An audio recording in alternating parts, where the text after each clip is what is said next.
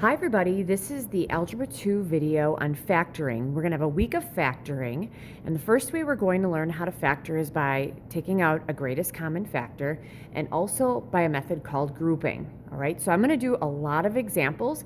If you feel like you don't need a ton of examples, you can just watch them and not write them down. But for the most part, if you're having problems, what you should do is keep writing down till you feel comfortable doing what you're supposed to do. All right? So the first thing is, what is factoring? Okay, factoring is the process of changing a sum or difference, because can't really a sum and a difference be the same thing, because a difference is just adding a negative. So it's the process of taking a sum or a difference and changing it to a product. So it's the process of changing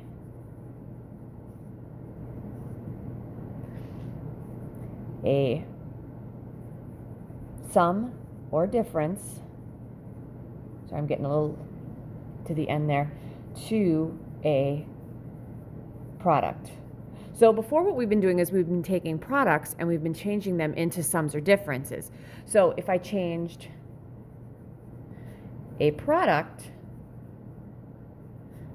to a sum or difference, that's what you did last week.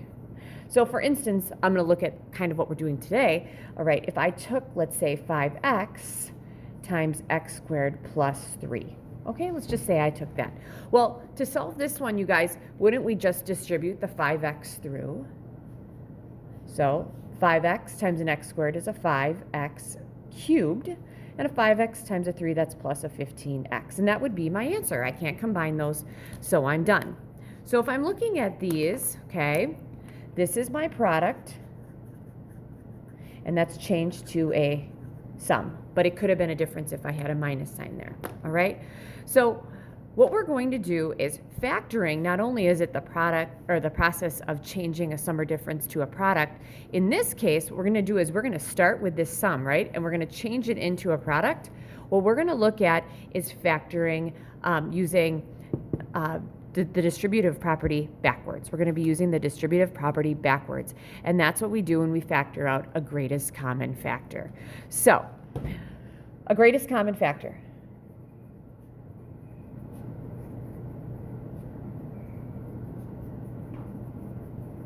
Okay, which is GCF. I'll abbreviate that all the time now to GCF. Okay, the greatest common factor is going to be the number, variable, or variable expression,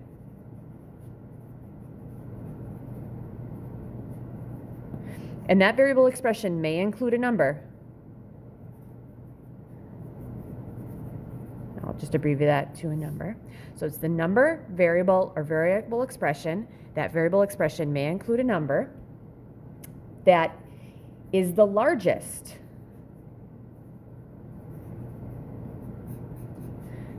to divide evenly into a polynomial expression.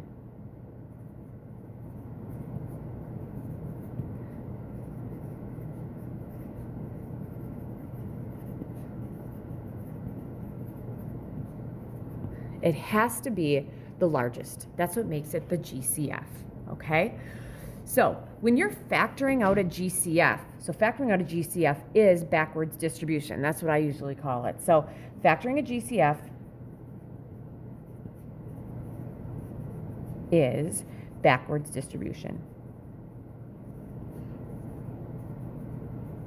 And we'll get to that in just a moment. Okay, so what I want to do is I just want to come up with a couple of quick ones, and we're going to find the GCF. Now this time we're not going to use backward distribution. We're just going to go through some examples on how we find a GCF. So finding a GCF, that's my first kind of problem I'm doing. Let's do with A. First group, let's go with the GCF of, let's go with 75 and 30. We'll find the GCF of that. For B, let's go with 16x, and we'll go with 12x squared. Ooh, and this is going to be good. See, I'm going to make it a little more difficult. I'll make my variable expressions a little larger. Let's go with 15 x cubed y to the 5th. Let's go with also 35 x y to the 7th. Okay, I'm good with those. And you can see all of those. All right, so all I'm doing is trying to find the GCF, and that's the greatest term or number that divides evenly into both of the things I gave you. And we will have some that we're going to actually look for maybe 4. Okay, 75 and 30. So what I want to think about is what's the largest thing that divides evenly into both of those. 30 does not go into 75. 6 goes into 30. Does 6 go into 75? Part of me says no, but let's see. 75 divided by 6. Oh, no, it's 12 and a half. So that doesn't work. Next one would be what? 5? 5? Does that work? So 30 is 6 times 5. And 75 divided by 5 is 15. And this is going to be 5 times 15. Whew. Sorry. And I got off there a little bit. So 75 is going to be 5 times 15. All right. So it looks like I have 5s in there in both of them. But this 15 and that, they both have 3s in there. So I think that there's something bigger. I didn't even think about this because 15 does go into 30, right? It's been a long summer. So if I take 75 and I divide it by 15, boom, that's 5. So 15 goes in here. 15 actually goes in here. It's 15 times 2. So I'd say, oh, my GCF is 15. All right. Sometimes it takes me a little while to get going here.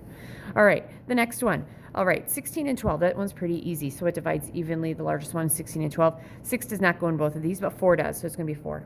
All right. So here's the deal, you guys, with variables. With variables, you have 1x here. There's the 16x, so there's 1x here, and 12x squared, there's 2 here. What's the most they have in common? 1. So I'm going to say it's an x, 4x. That is my GCF. 4 divides evenly in that, and the largest one would be x over there. All right, next one. I have a lot of them. So I have a 15x cubed y to the 5th and a 35x y to the 7th. So let's think about this. 15 and 35, they both have 5s in them. This is 3 times 5, and this is 7 times 5. Largest one is a 5 because there's nothing common in a 3 and a 7. Like it was over here, the 15 and the 6 had a 3 in common. So GCF for the numbers is a 5. Then I have an x cubed and an x. So I have 3 x's here and I have 1 there. What's the most they have in common? 1. So it's an x. And then for y's, I got 5 y's on one and I got 7 y's on the other side. What's the most they have in common? That would be 5. And there you go. Those are my GCFs. Because it's important to find on how you find a GCF in order to actually factor these things. Okay, so factoring out a GCF. All right, I'm going to go back to this sheet here. So factoring out a GCF, it's basically taking something like this and making it look like this. Okay, so the way that we're going to do this is the number out here, you guys, that is your greatest common factor. So if you're factoring out a GCF, the first thing we're going to look for is the GCF. And on the inside are going to be factors that are left. Keep in mind, just like when we did the distributive property, we're going to go from here to here. So if I take this and I get that, I should be able to distribute it to check my answer. All right? So this is going to be, we had number 1 was just finding GCF. Okay, number 2, we're going to factor. We're going to factor by factoring out the GCF.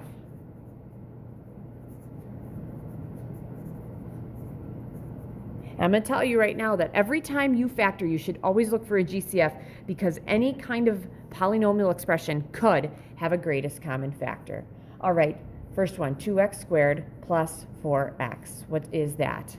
Okay, so the first thing I need to do is to find the GCF. So let's start with the 2 and the 4. What divides evenly into 2 and 4? Largest would be 2. Now I got 2 x's here and 1 there. What do they have in common? 1.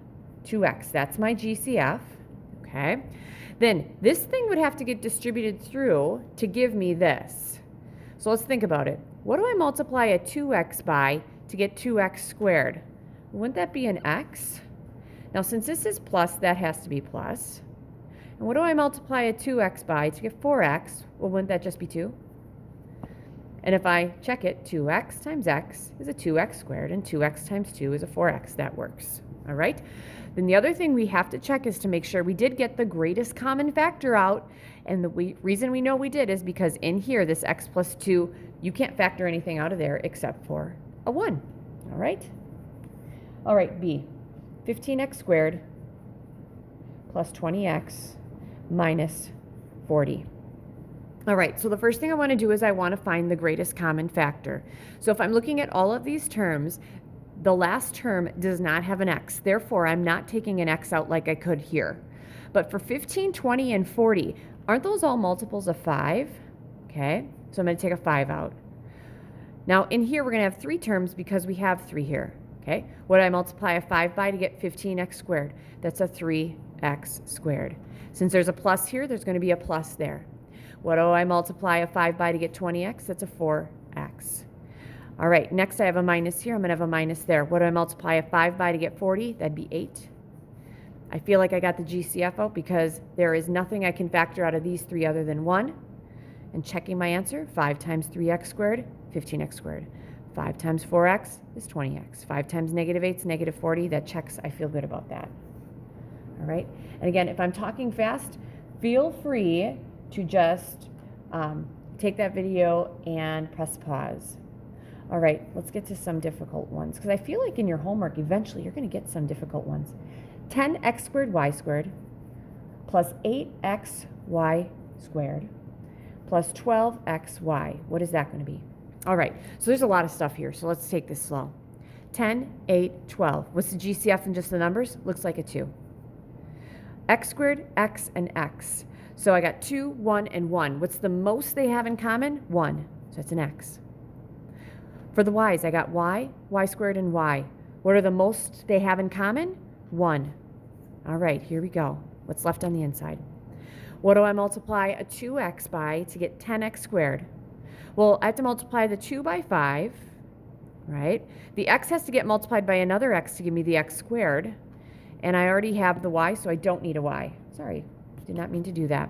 Next, there's a plus. And this makes sense because 2 times 5 is 10, x squared, and the y is already there, or is already here. Okay? Next, what do I have to multiply a 2 by to give me 8? That'd be 4. Okay? And then what I have to multiply to get the x? Well, I already have the x out. I don't need that. And what do I multiply a y by to get y squared? That'd be a y. Okay, let's double check this. 2 times 4 is 8. I already have the x. Y times y is y squared. I'm feeling good about that. Plus, because that's plus. What do I multiply a 2 by to get 12? That's 6. And I already have the x, and I already have the y. I only need plus 6. So 2xy times 6 is 12xy. I kind of already checked that. There it is. 2xy times 5 is going to be 10x squared y. That's here. 2xy times 4y is going to be 8xy squared. That's here. And a 2xy times a 6 is going to give me 12xy. That's there. All right. D. All right, 12. This one was kind of easier because at this point, if I was in class with you guys, I'd be like, okay, here's a couple for you guys to try. All right, we'll do that. And then we're going to finish off with E. And then we got to do grouping yet too. E is going to be 49x squared y plus 7xy. All right, here we go. Let's start with the first one. And if you feel like you can do this, go ahead and just pause the video and see if you can factor out your GCF. All right, here we go. 12x squared, 48x, and 4. They all have 4's in common. What do I multiply a 4 by to get 12x squared? That's 3x squared. Minus, what do I multiply a 4 by to get 48? Isn't that 12? Yep. X. Plus, what do I multiply a 4 by to get 4? That's 1. If I take this through, that should check. This is 12x squared minus 48x plus 4. I'm feeling good about that. All right, and last but not least, I have the 49x squared y plus 7xy. With the GCF for both of these, I'm going to take a 7 out. Okay, with the variable, I got 2 x's here and 1 there. What's the most they have in common? They have 1. I have 1 y in common as well. What do I multiply a 7xy by to get 49x squared y? Well, I need to multiply by a 7 and an x. I don't need a y because I already have this y. Plus, and then what do I multiply a 7xy by to get 7xy? That's 1. All right, and there's no GCF I can take out here, so I feel like I got it. So 7xy times a 7x is 49x squared y. Feel good about that. 7xy times 1 is 7xy. That checks. All right, so that is your factoring your GCF out. Okay, then as promised, we're going to finish up by factoring by grouping.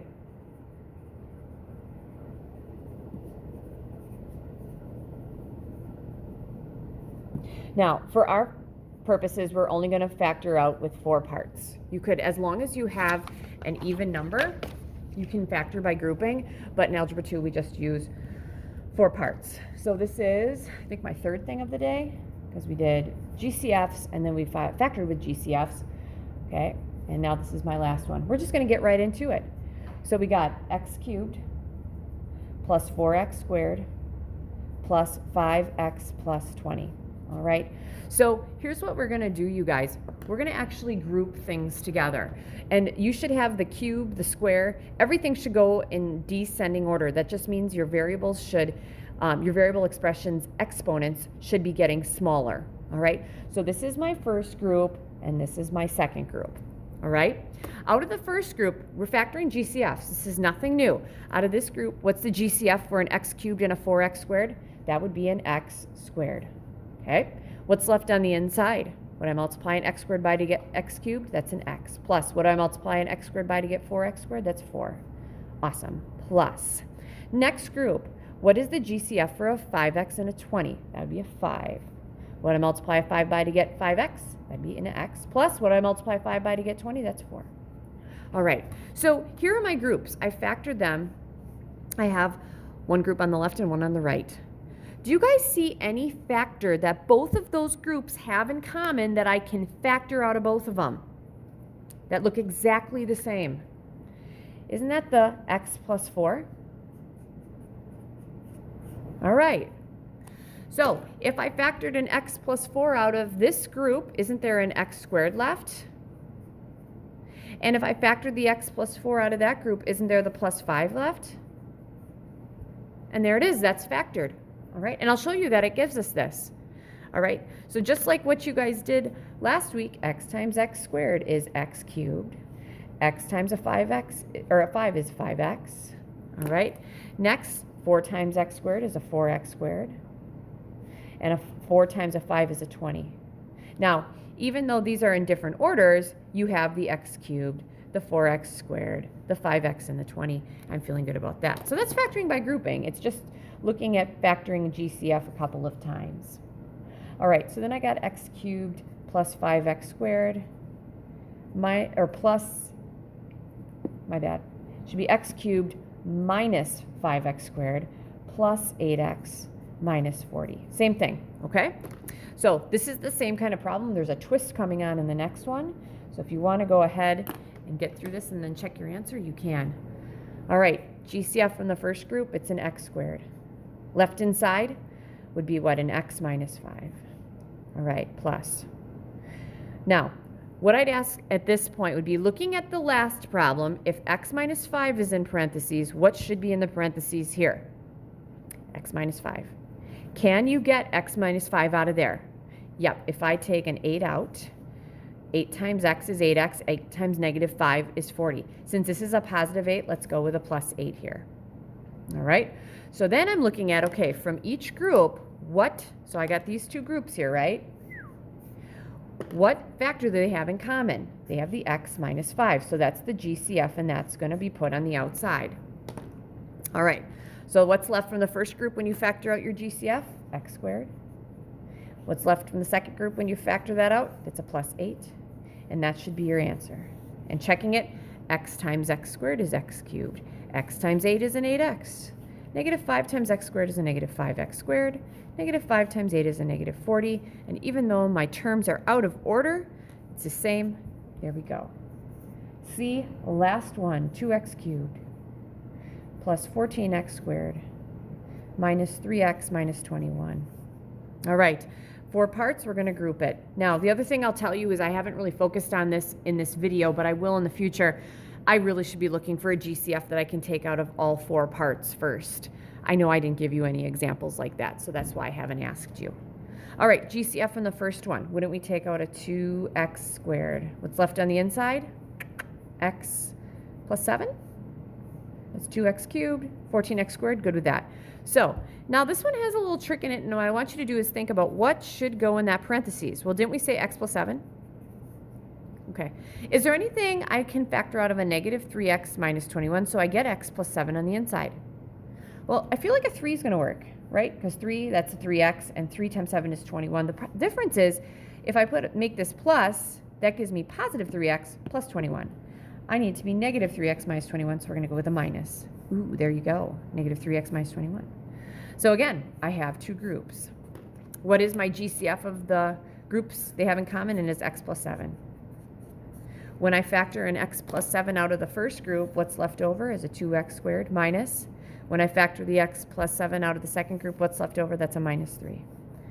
All right, checking this, x times 2x squared is 2x cubed. X times that's a negative 3x. That's plus 14x squared, and that's minus 21. And these two, even though they're out of order, it works, they check. All right, so you do have an assignment attached to this video, and it's all about GCFs and factoring by grouping. If you have any questions, stop in at a Google Meet. Thanks and good luck.